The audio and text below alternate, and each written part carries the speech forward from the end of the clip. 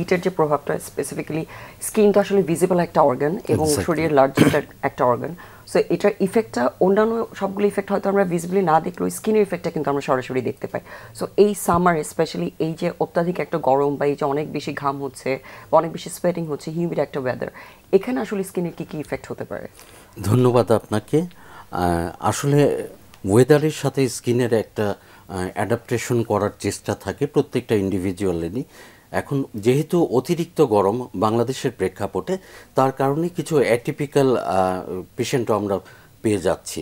তবে মূলত সাধারণত যাদের বার্নিং টেন্ডেন্সি আছে, সানবার্ন হয়, তাদের মুখে কালো দাগ পড়ে যাচ্ছে, অনেকের বডিতে ফোস্কার মতো পড়ছে, এবং কিছু ডিজিজ যেমন সেবোরিক ডার্মাটাইটিস, আপনি জানেন সেবাসিয়াস গ্ল্যান্ড হাইপার অ্যাক্টিভ হলে একটা অপরচুনিস্টিক ব্যাকটেরিয়া বা ফাঙ্গাল ইনফেকশনের কারণে মাথা থেকে শুরু করে সমস্ত শরীরেই হয় এই চলমান তাপ প্রবাহ, এটা আমরা বেশি পাচ্ছি। আর সবচেয়ে বেশি পাচ্ছি, বিশেষত আমি যেহেতু সরকারি একটা হসপিটালে বসি, সেখানে পাচ্ছি স্ক্যাবিস রোগটা শিশু থেকে শুরু করে বৃদ্ধ পর্যন্ত সবারই হচ্ছে। আগে একটা ধারণা ছিল যে যাদের বডির রোগ প্রতিরোধ ক্ষমতা কম তাদের হয়। আপনি জানেন স্ক্যাবিস অতি মাত্রায় ছোঁয়াচ্ছে, একজন থেকে পুরো ফ্যামিলি নিয়ে। সবচেয়ে দুঃখজনক ব্যাপার যেটা, স্ক্যাবিস কিন্তু এখন ড্রাগ রেজিস্ট্যান্ট হয়ে যাচ্ছে। প্রথাগত যেসব অ্যান্টিহিস্টামিন বা লোশন আমরা দিতাম সেগুলো কোনো কাজই করছে না, যার কারণে আমাদের ট্রিটমেন্টে একটা ভেরিয়েশন আসছে এবং একজন স্পেশালিস্ট ছাড়া খুব সহজে কেউ স্ক্যাবিস ভালো করতে পারছে না। আচ্ছা, যেহেতু স্ক্যাবিস বা এই ধরনের রোগগুলো নিয়ে কথা আসছে, যেটা খুব কমন একটা সিমটম আমার মনে হয় স্কিন রোগের, সেটা হচ্ছে ইচিং বা চুলকানি যেটা। সো ইচিং আসলে কি কি কারণে হতে পারে এবং গরমে বা এই তাপমাত্রার পরিবর্তনে ইচিং এর কোনো ইফেক্ট পড়ে কিনা? অবশ্যই পড়ে। তাপমাত্রার সাথে ইচিংয়ের সম্পর্ক আছে। যেমন কিছু ডিজিজ বলা হয়, যেমন সোরিয়াসিস শীতের সময় বেড়ে যায়, কিন্তু আমরা দেখছি অতিরিক্ত গরমের কারণে গরমেও সোরিয়াসিসের ইচিং বেড়ে যাচ্ছে।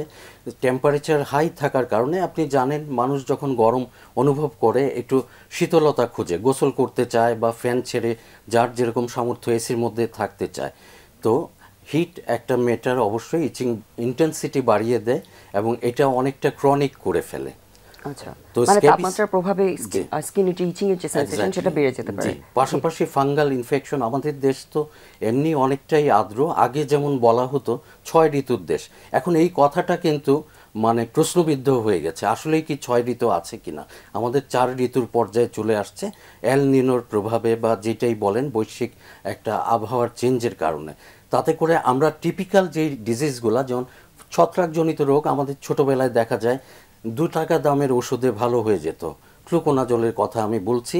এখন ছত্রাক কিন্তু সমস্ত বিশ্বে ড্রাগ রেজিস্ট্যান্ট হয়ে যাচ্ছে, টিপিক্যাল কোনো ট্রিটমেন্টে কাজ করছে না। আপনি টার্বিনাফিন বলেন, ইট্রাকোনাজল বলেন, অন্য আরও যেসব ঔষধ আছে, কোনোটাই কাজ করছে না। রিসেন্টলি যেটা একটা ইনভেনশন ছিল ভরিকোনাজল, যদিও এটার সাইড ইফেক্ট অনেকটা আছে, কিন্তু সেইটাও দেখা যাচ্ছে ড্রাগ রেজিস্ট্যান্ট হয়ে যাচ্ছে। অর্থাৎ চিকিৎসা বিজ্ঞানীদের প্রতিনিয়ত চেষ্টা করতে হচ্ছে পরের জেনারেশন সেফলি কি দিয়ে ফাঙ্গাল ডিজিজটা ভালো করা যায়।